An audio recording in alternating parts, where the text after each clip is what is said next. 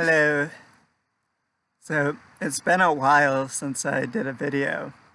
Probably, I don't know exactly, but I'd guess just off the tip of the hat, maybe a year. I think part of the reason for that is it got to a point, what with the book I'm working on, the book I put out, and the content I put out through Facebook and YouTube, that I really felt like I had said all I need to say. And it becomes a game of just finding new ways to say the same exact thing. And that being said, since the only game there is for me is finding new ways to say the same thing, and it doesn't exactly serve me to coop myself up and stop talking. There's a certain flow to language and expression, and it wants to keep flowing with life and expressing itself. And regardless of utility or lack thereof.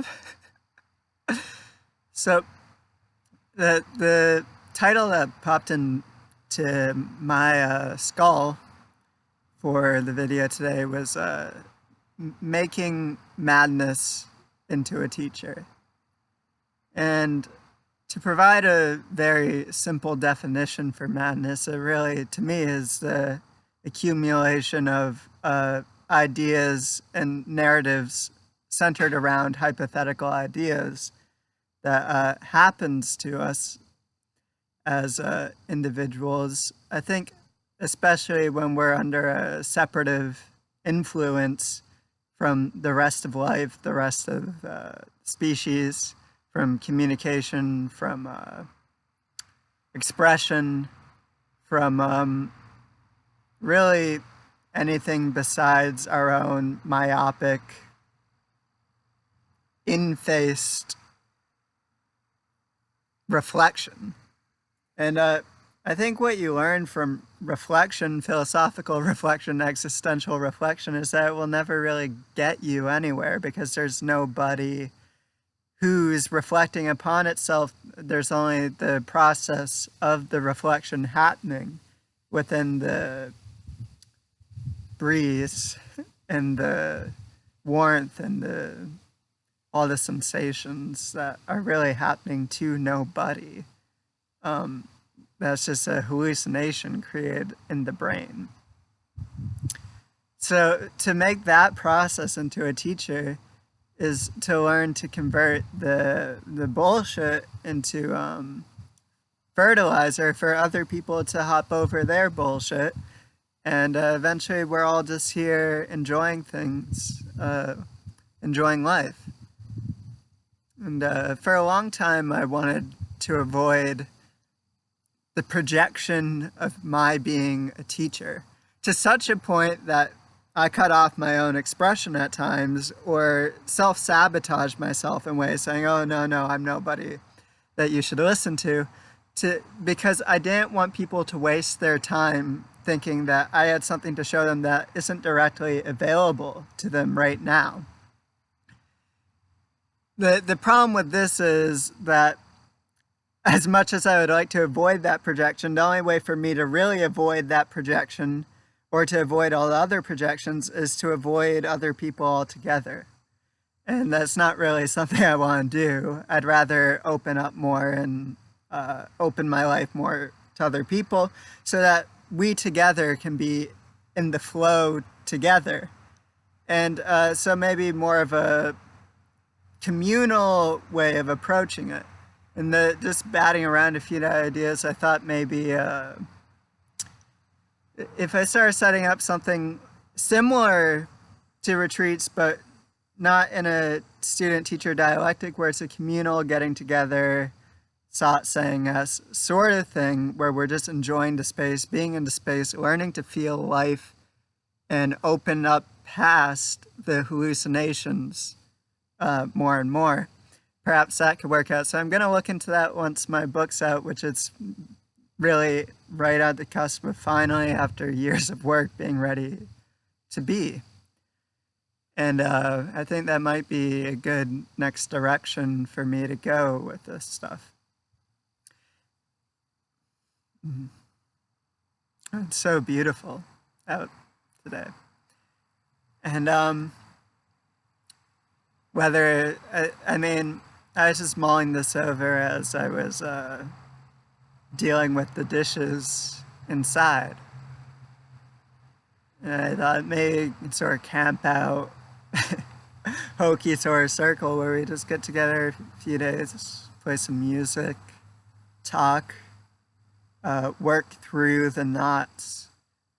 Be nice. And there's, on a fundamental level, since it's in expression, in communication, that these things break down and we get out of the influence of the isolation of being only with our own head and our own madness, that even from a utilitarian perspective, which is what I try to adopt, the usefulness of things, I guess, and perhaps even that's a little crazy, I don't know. It makes sense, and maybe I need to get over my own bullshit of, oh, don't listen to me, yet at the same time listen to me. And there's a reason I really took that approach for so long, and it's a way of trying to break through things. But I think it's no longer something that serves me or probably serves other people who do read or listen to me. And the way I look at it is, if you're crazy enough to already be listening to me, then you're probably crazy enough to need to come sit down with somebody who's familiar with that madness in such a scientific, precise way of having suffered it thoroughly in all of its layers for years. Because that's what a teacher really is someone who's suffered madness to such an extent that they've derived what it is to be sane from that, which is saneness is simplicity. Like the way you see my friends here are in the background, the trees.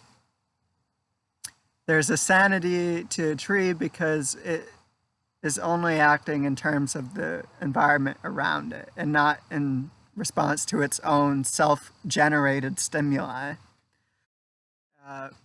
Whereas with us, we sometimes are interacting with the environment, and sometimes we're only interacting with our own, like I said, myopic neurosis, which myopic meaning self-contained, self-directed.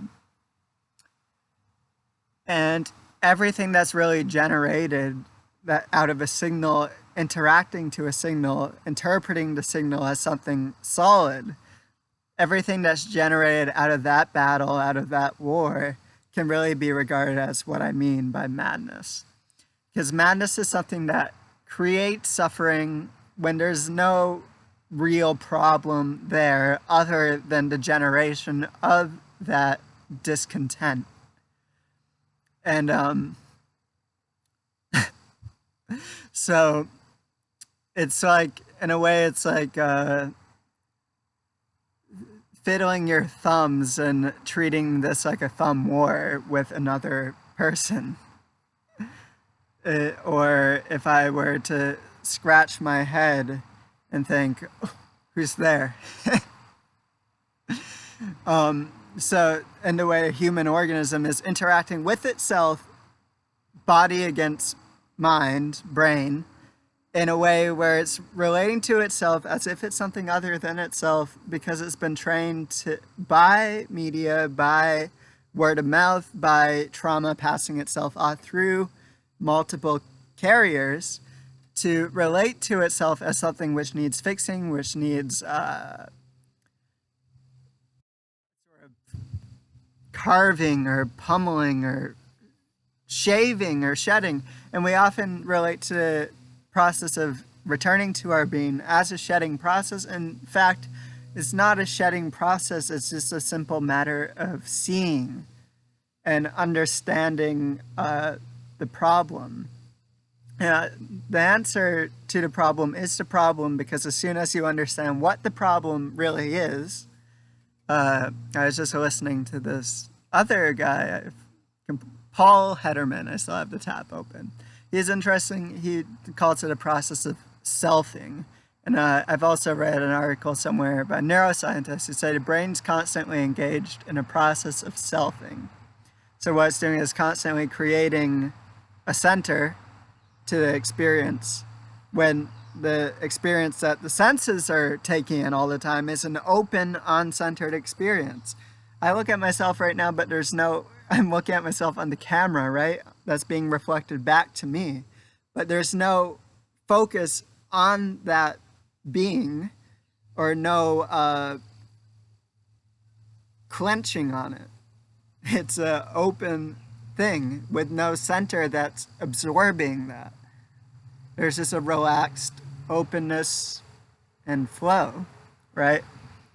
Which may seem nonlinear, but I'm working with the nonlinearity of the knots inside myself and inside whoever might be listening to me, because it's really the same sort of knotting that's happening there. There's nothing really unique or special about each of our madnesses.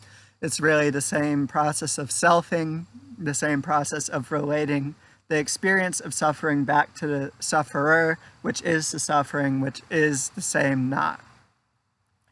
And all that's just happening within an openness that has no way of directly experiencing itself or coming to regard itself or observe itself.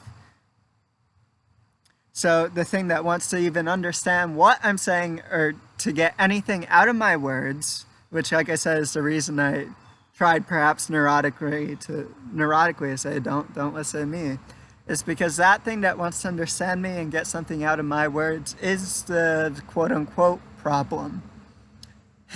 And even as I'm speaking, I have no way of relating to my own words.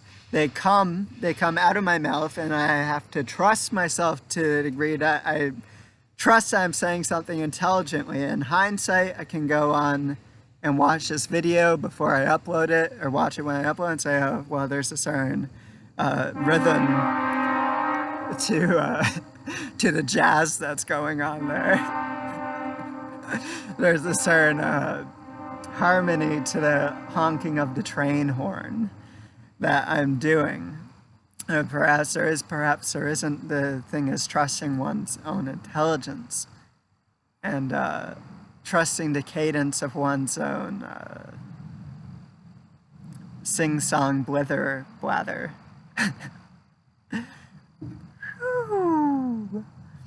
And all right, so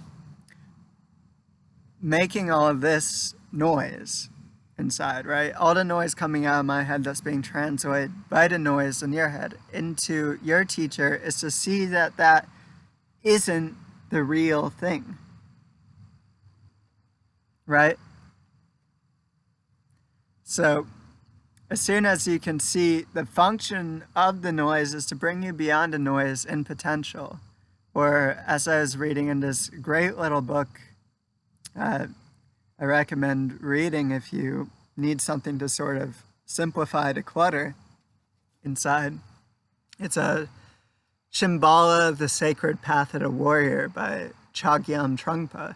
And he talks about how fear is only a potential step beyond fear into fearlessness. When you see there's nothing to fear because there's no problem that has any capability of being solved and any capability of needing a solution, then all of a sudden you're beyond a problem. The same way to make your madness into your teacher is to see that any way you approach the madness, the suffering from within the suffering can only create more suffering. So I've compared it before to, say your car's stuck in a snowbank in winter, and you're in the car going, how do I get out of the snowbank, pressing on the accelerator, pressing on the brake, reverse, can't get out. If you were to step out of the car and to see you just need to get a little snow out of the way and then you're home free, then it would be a really easy solution. You need to step out of the car, but everything in the car is enclosed. So there's no bridge between being in the car and being out looking at the car. That there's somebody already out of the car you can just call over. Hey, like if you're parking, hey, what's my situation with these wheels in the snow? That person that's out of the car is also you. And that person who's out of the car has no way of relating to themselves.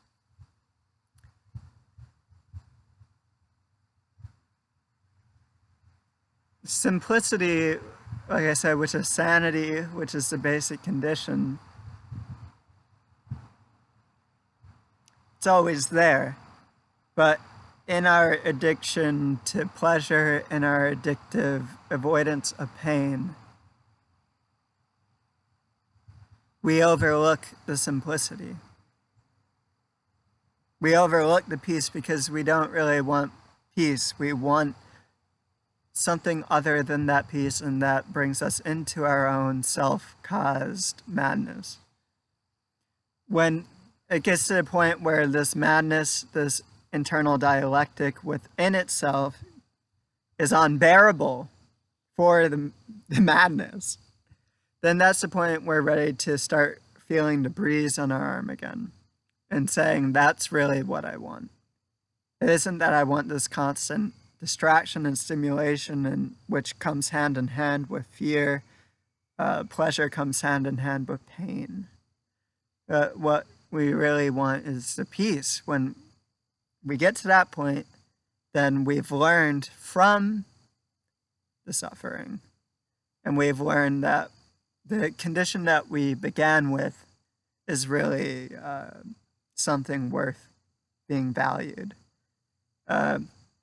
As I said, or wrote in my novella, The Indwelling, the new world looked a lot like the old world before he started looking for another one. I love that line. So, this is my tepid toe dipping back into the space of expression after a stretch of whatever.